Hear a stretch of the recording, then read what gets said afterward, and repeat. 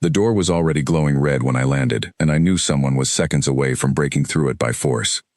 I am Valith, a commander of the Flying Guard from a kingdom that most people in this part of space had never even heard of until that day. My kind are large, scaled, and built for speed and battle. We had been searching for 412 days for 3 eggs that belonged to our queen, and the trail had finally led me to a broken-down cargo station orbiting a small blue planet full of a species called humans. I had expected to find thieves. I had expected to find the eggs already sold, or worse, destroyed. What I found instead changed everything I thought I understood about loyalty. The station was a maze of rusted metal corridors, patched together from old ships and broken machines. Alarms were screaming somewhere deep in the walls. Sparks flew from a cutting torch pressed against a metal door at the end of a narrow hallway, and 3 armed raiders stood in front of it, trying to force their way inside. I did not know yet what was behind that door, but the air around it felt alive, humming with a kind of energy only a bonded hatchling gives off. I dropped down behind the raiders before they even noticed me. One of them turned, saw my size, and dropped his cutting torch in shock. I did not give him time to recover.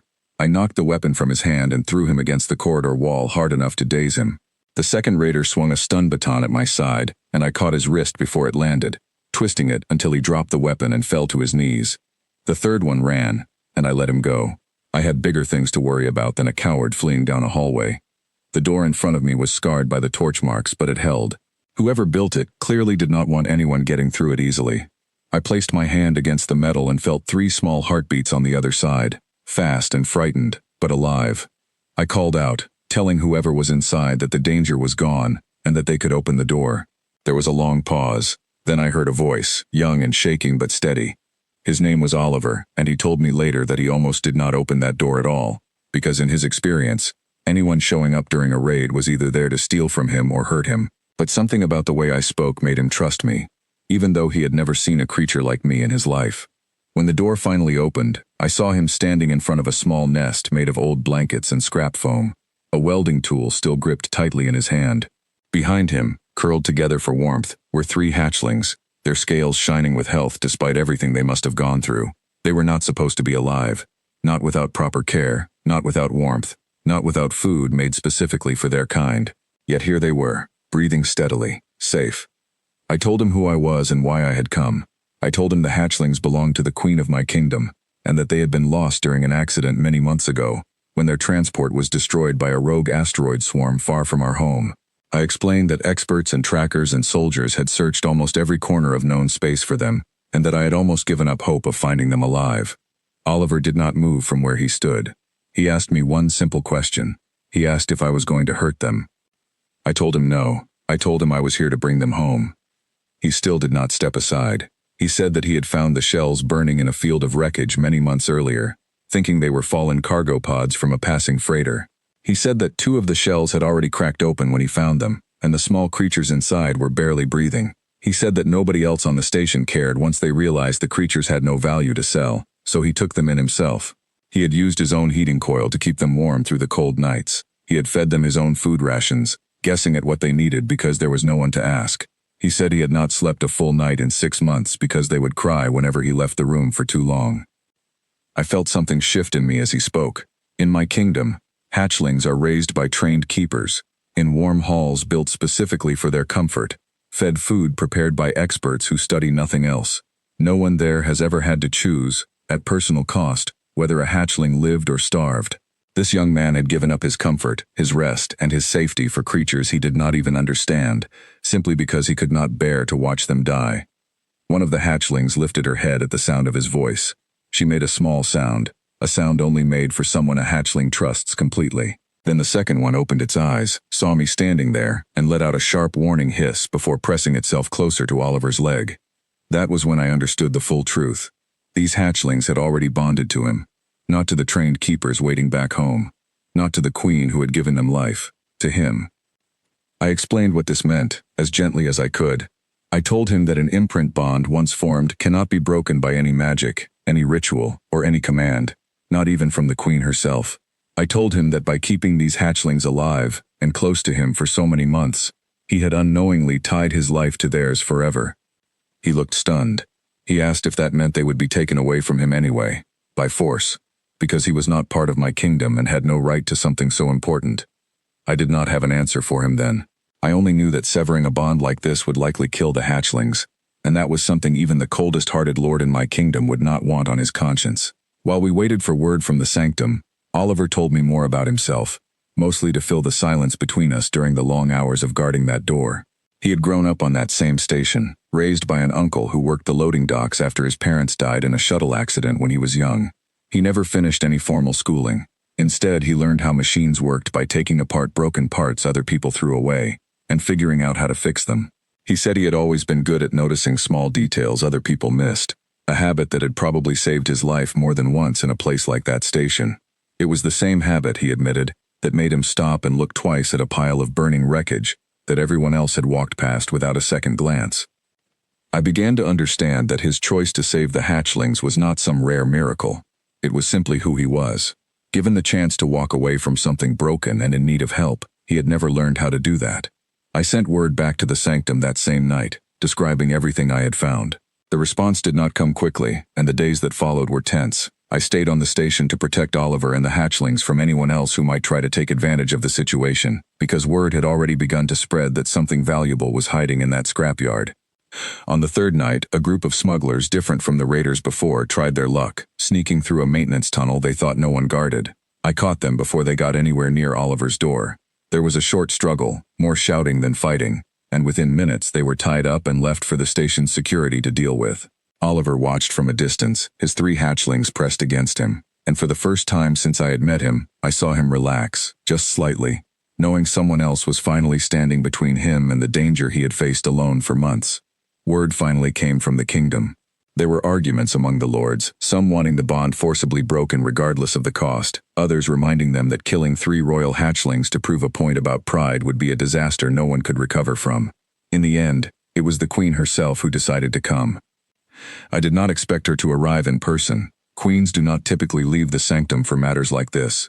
Yet 3 days later, her ship descended onto the station, drawing a crowd of curious workers who had never seen anything like it before. She stepped out slowly, her presence filling the cramped cargo bay in a way that made even the toughest dock workers go quiet. She looked at the 3 hatchlings first, checking that they were healthy, safe, and unharmed. Then she looked at Oliver, who stood there nervously, still holding his old welding tool like it might somehow help him if things went wrong. She did something I had never seen her do before. She knelt down in front of him, lowering herself to his level, and thanked him for keeping her children alive when no one else in the galaxy even knew they existed. Oliver did not know what to say. He later told me that being thanked by a queen was not something he had ever imagined happening to him, especially not while wearing torn work clothes covered in engine grease. The queen made her decision on the spot. Oliver was granted a new title within our kingdom, one that had never been given to a human before. He became a hatchling warden, responsible for the care and protection of the 3 young dragons who refused to settle unless he was nearby. He was given a home in the sanctum, proper training, and support so that he would never again have to give up his own meals or sleep to keep them alive.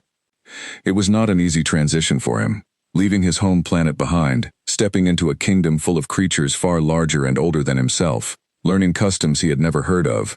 All of it weighed heavily on him at first, but the hatchlings never left his side, and slowly, he began to find his place among us. I remember the first time I saw him walk through the halls of the sanctum with all 3 hatchlings trailing behind him. No leash, no command needed, simply following, because that was where they wanted to be. Keepers who had spent decades raising royal hatchlings stopped to watch, amazed at how calm and confident the young dragons were around him, more settled than most hatchlings raised within our own walls. Months passed, and Oliver grew into his new role faster than anyone expected. He learned to understand the small sounds and movements the hatchlings made, long before any of our scholars could explain the meaning behind them. He seemed to know instinctively when one of them was hungry, tired, or simply wanted to be close to him. It was as if the months of struggle back on that station had taught him something our trained keepers never had to learn, something about patience and care that could not be taught from books. There were still challenges. Some of the older lords never fully accepted a human holding such an important position, and made their disapproval known in quiet, cold remarks whenever Oliver walked past. He handled it with more grace than I expected, never lashing out, never backing down either, simply continuing to care for the hatchlings as he always had, letting his actions speak louder than any argument. Not every threat to Oliver came from outside the kingdom. There was a lord named Draxon, an old and proud member of the ruling council, who believed that placing a human in such a high position insulted centuries of tradition. He never said this to the queen directly, but his displeasure reached every corner of the sanctum through quiet words dropped in the right ears. One morning, a young keeper who worked under Draxon's household brought a tray of specially prepared feed to the hatchling hall, claiming it was an approved batch meant to strengthen their growing scales. Oliver took one look at the color of the mixture and refused to let the hatchlings near it. He said the texture was wrong, and the smell reminded him of a chemical additive he had once seen ruin a batch of engine coolant back on the station. The keeper insisted it was safe and had been cleared by the royal kitchens. I was called in when the disagreement grew tense, and I ordered the mixture tested before anyone touched it. The results came back within the hour. The feed had been altered, laced with a substance that would have made the hatchlings violently ill, enough to raise serious doubts about whether a human warden could truly protect them. It was never meant to kill them, only to embarrass Oliver and prove his critics right. When the truth came out, Draxon tried to claim the keeper had acted alone, without his knowledge. The Queen did not accept that explanation easily, but she also did not wish to tear the council apart over pride and jealousy. Draxon was quietly removed from his seat on matters concerning the hatchlings, and the keeper was sent far from the sanctum in disgrace. What surprised me most was how Oliver handled it afterward. He did not demand punishment or make a show of his victory. He simply asked that proper safety checks be put in place for anything given to the hatchlings from that point forward, checks created with input from both our healers and himself. Even those who had doubted him began to see that his caution came from care, not fear, and slowly, the whispers against him grew quieter. One evening, months after his arrival, I found him sitting outside the hatchling nesting hall, watching the stars through a wide window built into the sanctum wall. I asked him if he regretted anything, if he wished he had never found those broken shells burning in that wreckage field so long ago. He was quiet for a moment before answering. He said that back on the station, he had nothing waiting for him each day except hard labor and empty meals. He said that even though everything since then had been strange and difficult, for the first time in his life, he felt like he mattered to someone, or in this case, to three someones who trusted him completely. I did not have a response to that. I simply sat beside him for a while, watching the same stars, thinking about how strange it was that 412 days of searching across dozens of star systems had led us not just to 3 lost hatchlings, but to a young man who had given everything he had to keep them alive, without ever expecting anything in return. The kingdom eventually recognized the bond as something greater than an accident. It became the beginning of the first real connection between our people and the humans of that small blue planet. A connection built not through conquest or trade agreements, but through the simple act of one person refusing to let 3 helpless creatures die when no one else cared enough to try. I still think about that door glowing red under the Raider's torch, and how close everything came to ending differently that night. If I had arrived even a few minutes later, the outcome might have been very different, but I did not arrive later. I arrived in time, and what I found on the other side of that door was not treasure to be claimed or property to be recovered. It was loyalty, given freely, by someone who never once considered that he was doing anything extraordinary. We searched every star system we could reach, following every trail, chasing every rumor, convinced that the fate of our kingdom's future rested on finding those eggs before anyone else could take advantage of what they were worth. In the end, it was never really about us finding them at all. It was about them already having found exactly who they were meant to belong to, long before any of us arrived. Years later, when the 3 hatchlings had grown large enough to fly on their own, they still returned to Oliver's side each evening, resting near him the way they had in that small closet on the old station. Young keepers training at the sanctum were sometimes sent to learn under him, not because he outranked anyone through birth or title, but because no one understood patience and quiet care the way he did. He never once acted as though he had done anything remarkable. To him, it had simply been the only choice worth making.